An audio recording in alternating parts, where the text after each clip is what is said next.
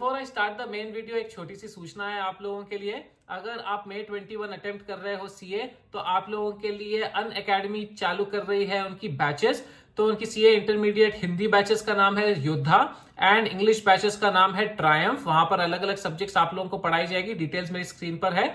If any one of you is interested in kick starting your preparation you can definitely go check out the subscriptions. अलग अलग subscriptions के उनके models है, 1 महीने से लेकर 12 महीने एंड इवन बियॉन्ड के। आपको जो भी अच्छा लगे आप उसमें देख सकते हो, सब्सक्राइब कर सकते हो एंड क्लासेस ले सकते हो। It's not just the classes but quizzes भी होंगे, एफएक्यू सेशंस भी होंगे, काफी सारे आपकी क्वेरी रेजोल्यूशन सेशंस भी होगी।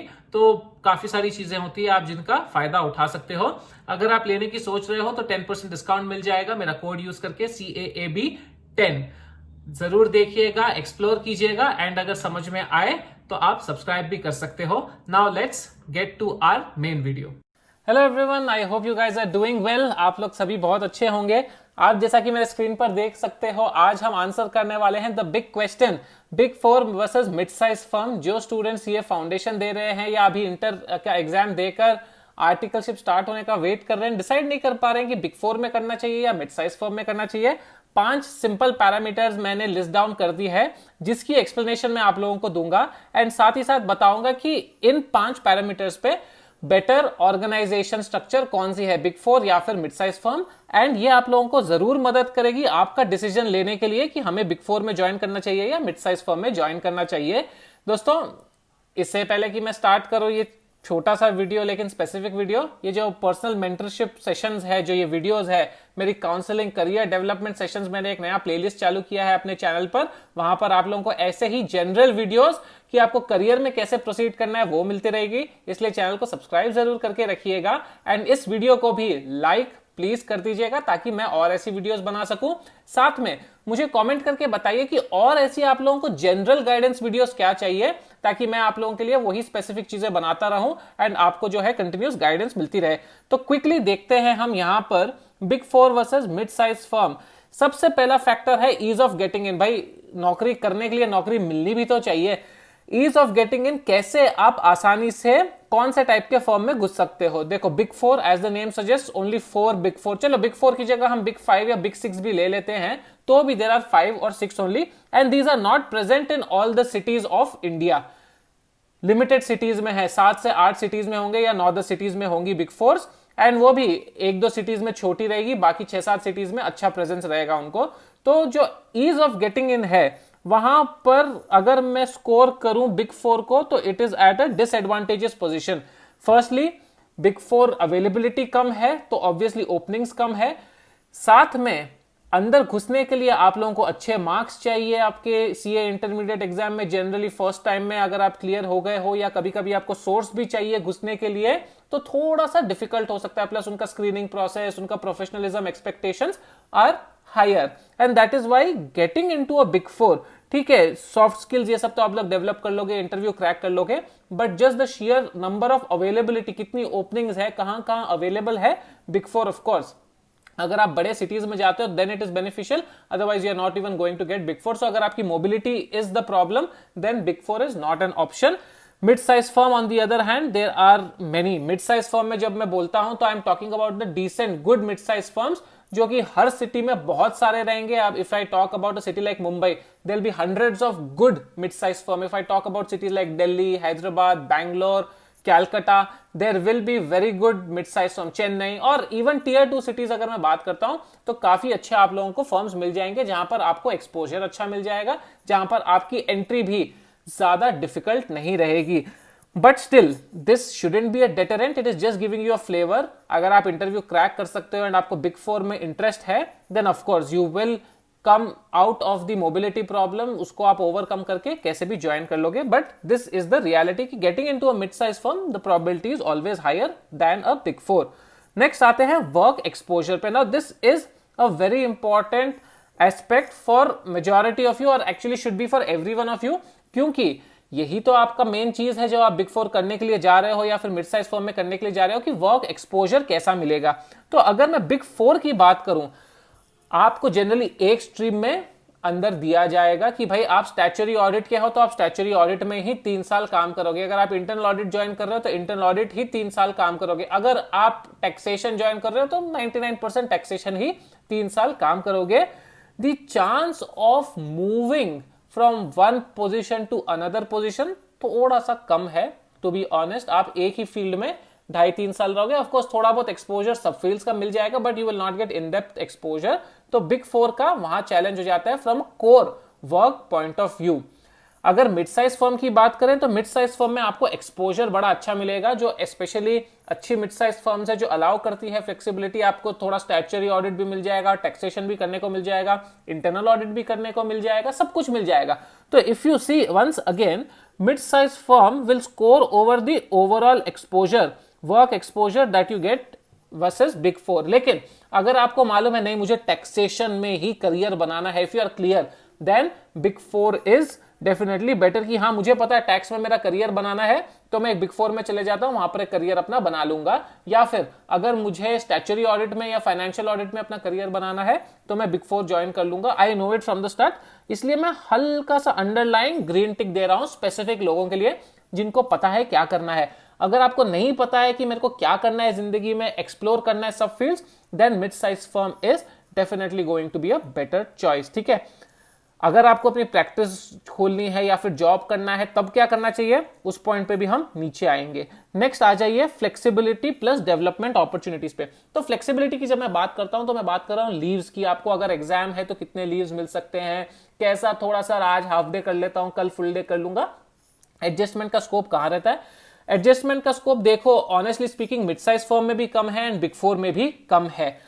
लीव जो आप लोगों की सैंक्शन लीव्स है जनरली उतनी ही मिलेगी आप लोगों को, एंड देन उससे एक्स्ट्रा आप लोगों को चाहिए तो सब काटेंगे leaves. Of course your mid size firm थोड़ी ज्यादा फ्लेक्सिबिलिटी हो सकती है सब्जेक्ट टू एडजस्टमेंट की पार्टनर बोलेगा आपको कि हाँ भाई तुम अभी लीव ले लो 1 महीना एक्स्ट्रा, लेकिन बाद में you will have to come and serve to me for that 1 month. But big 4 में हो सकता है कि आपको बोले नहीं भैया आपकी 3 महीने कोटे की लीव्स होती है, आप इतने ही लो। If your manager is adjusting, if your partner is good in big 4, then that also definitely can be done. तो मैं फ्लेक्सिबिलिटी स्टेटस पे उसको दोनों को ही मिड साइज में डाल दूंगा, मतलब न्यूट्रल डाल दूंगा। But if I have to honestly give थोड़ा सा grace mark, I will give it to the mid size firm, क्योंकि वहां पर क्या है थोड़ा पर्सनल रिलेशनशिप बन सकता है आपके बॉस से, and then you can take extra leaves अगर आपका अच्छा इक्वेशन है। But in a big 4 it is a professional setup, more or less जो पॉलिसीज है ऑर्गेनाइजेशन की उसी हिसाब से चला जाएगा। डेवलपमेंट अपॉर्चुनिटीज की अगर मैं बात करूं तो ओवरऑल जो पर्सनैलिटी डेवलपमेंट की बात आती है तो I will give big 4 a big tick.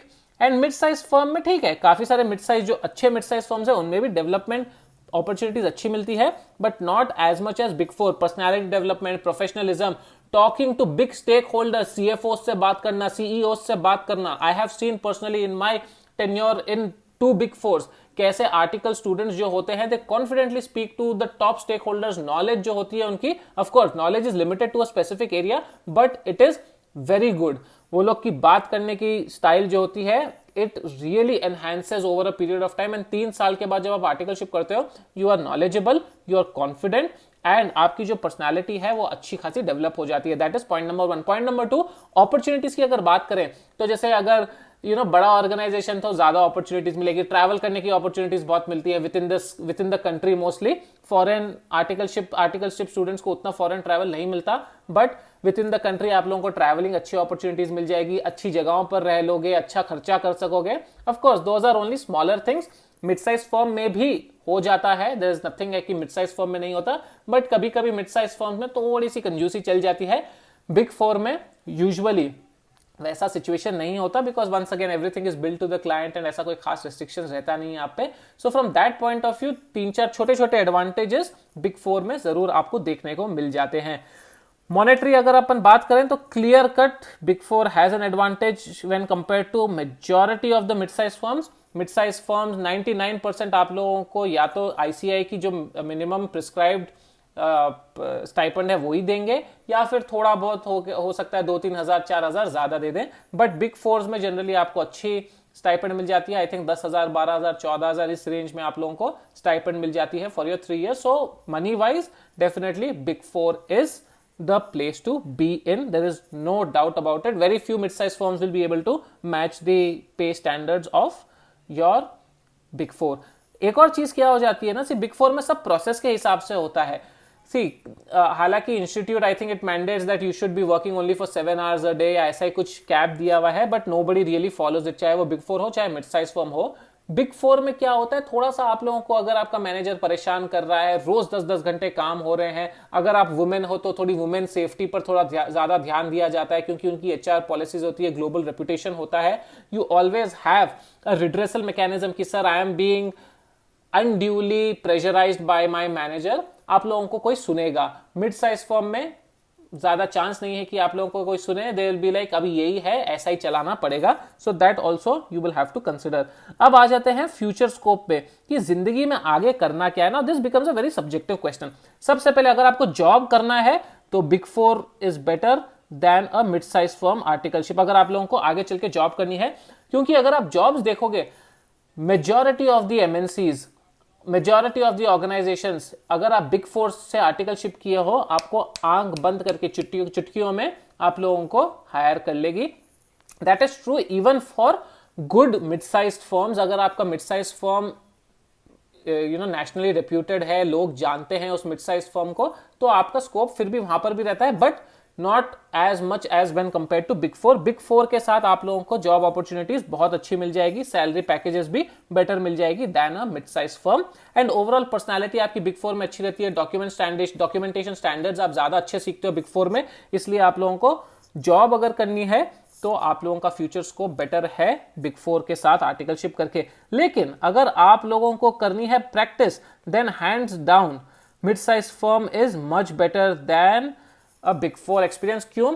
Only for 2 reasons. एक तो यह है कि आपको बहुत मल्टीपल एक्सपोजर मिल जाता है, हर एरिया का नॉलेज हो जाता है. सेकेंड, आपका जो क्लाइंट इंटरेक्शन होता है ना, that is very much personal in a mid size firm. यार आप क्लाइंट को पर्सनली जानते हो, क्योंकि बहुत बड़े बड़े ऑर्गेनाइजेशंस नहीं होते, छोटे छोटे मिड साइज कंपनीज को आप जाकर ऑडिट करते हो. लोकल कोई अच्छी बड़ी कंपनी है जो बहुत सारा काम करती है, छोटे छोटे सीएस को एम्प्लॉय करके रखती है, या मिड साइज सीएस को एम्प्लॉय करके रखती है, तो फ्यूचर में जाकर आप भी वहां से काम ले सकते हो कि सर मैं तो आपसे आर्टिकलशिप किया था, अपना तो अच्छा रिलेशनशिप है, कुछ काम दे दो sir. They will give you some work, चाहे वो 20,000 का हो, 25,000 का हो, 50,000 का काम हो स्टार्टिंग के लिए.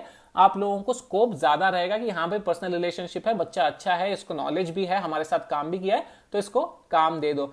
So that is the second factor. तो एक हो गया आपकी जो ओवरऑल नॉलेज थी, 3-4 एरियाज में थी, तो यू कैन सस्टेन कि हाँ सर टैक्स में भी मैं आप लोगों को हेल्प कर सकता हूँ, ऑडिट में भी कर सकता हूँ, एडवाइजरी में भी कर सकता हूँ, जिसमें भी आपको चाहे उसमें मैं कर सकता हूँ. साथ में पर्सनल रिलेशनशिप तो है ही, सस्ता भी रहेगा सर मेरे साथ रहना. I am a new chartered accountant, नया आप लोगों के लिए सर्विस कर रहा हूं, तो आप लोग मुझे प्रेफर कर सकते हो. So that will definitely be a selling point. अगर हम बात करते हैं सैलरी की and opportunities to travel abroad, या अगर आपको फॉरेन कंट्रीज में जॉब चाहिए, तो I think again Big Four will score over mid size firm. क्योंकि सैलरी आप लोगों को जब आप क्वालिफाई कर जाते हो, एक Big Four पास आउट की इनिशियल सैलरी अगर आप देखोगे, अगर आप Big Four ही ज्वाइन करो वापस, फॉर एग्जाम्पल मैं मिड साइज फर्म में किया हूं articleship and I want to join a Big Four versus I have done articleship in Big Four and I want to join Big Four, तो आप articleship Big Four में करके एक step जो entry step होता है, एंट्री लेवल होता है after qualification in Big Four, most of the Big Fours will skip that for you and आप सेकेंड लेवल पे सीधा चले जाओगे. वेयर एज अगर एक मिड साइज फर्म से हूं मैं, तो I will have to start from 0. But if you are already from a Big Four, you can start from 1. So that becomes an advantage. आपका 1 साल 1.5 साल वहां पर बच जाता है. Plus by default because you are going into the first category या फिर next category, आपका सैलरी भी ज्यादा होता है. And as I mentioned, अगर आप MNCs में जाओगे तो उनकी क्राइटेरिया रहती है कि भाई Big Four एक्सपीरियंस या Big Four articleship. Similarly abroad अगर आप लोग देखते हो कि भाई मुझे मिडिल ईस्ट में सेटल होना है या यूएस यूके में जाना है, चांसेस मिडिल ईस्ट में तो ऑलमोस्ट हर जॉब प्रोफाइल में रहता है we want Big Four experience. But अगर आप फॉरेन बाद में भी जाना चाहते हो, यूएस यूके कनाडा ये सब, तो आपकी Big Four एक्सपीरियंस काम आती है, क्योंकि people over there know that you are in conformity with global standards. आप लोगों को Big Four का फंक्शनिंग मालूम है, यानी कि आप अच्छे ही होंगे. That is assumed, that is deemed. So that then becomes a decisive factor for you when you want to move abroad. तो दोस्तों यही, मैं ज्यादा कॉम्प्लिकेट नहीं करना चाह रहा था पूरे इस सिनारियो को, इसलिए एक छोटा सा टेबल बना के आप लोगों के लिए ये पॉइंट्स लेकर आया मैं, सिंपली आप लोगों को समझ में आ जाए. और अगर आप लोगों को कोई पॉइंट्स लगता है तो मुझे लिख कर कमेंट में बताइएगा, मैं ट्राई करूंगा उसको भी आंसर करने की। बट अगर आपके मन में कोई भी इसमें कंफ्यूजन था तो now you will be able to select and determine कि आप लोगों को एग्जैक्टली करना क्या है, बिग फोर सेलेक्ट करना है या मिड साइज फर्म सेलेक्ट करना है। अगर मुझे चॉइस दिया जाए वापस आर्टिकलशिप करने का तो मैं फिर से मिड साइज फर्म में ही मोस्टली करना चाहूंगा ताकि मुझे हर एरिया की नॉलेज हो जाए। बट देन एवरीबडी इज आपको आपका देखना है, और मिड साइज फर्म में भी ध्यान से चूज कीजिएगा। जैसे मैं जो मिड साइज फर्म में था उसमें इंटरनल ऑडिट ज्यादा था ही नहीं, तो इंटरनल ऑडिट में मुझे एक्सपोजर नहीं मिला। But you select a mid size firm जहां पर तीनों चारों अच्छी एस्टैब्लिश स्ट्रीम्स हैं, थोड़ा फेमस भी है, मिड साइज फर्म में भी थोड़ा हायर लेवल का मिड साइज फर्म है, ताकि आप लोगों को एक्सपोजर अच्छी मिल जाए, आप लोगों को कनेक्ट्स अच्छे मिल जाए, क्लाइंट्स अच्छे मिल जाए फ्यूचर के लिए। But this is what I had for all of you. अगर आप लोगों को कोई भी डाउट है नीचे कमेंट कीजिएगा, इस वीडियो को लाइक कर दीजिएगा एंड शेयर सब्सक्राइब करना तो बिल्कुल ही मत भूलिएगा। Thank you so much for watching guys, all the very best.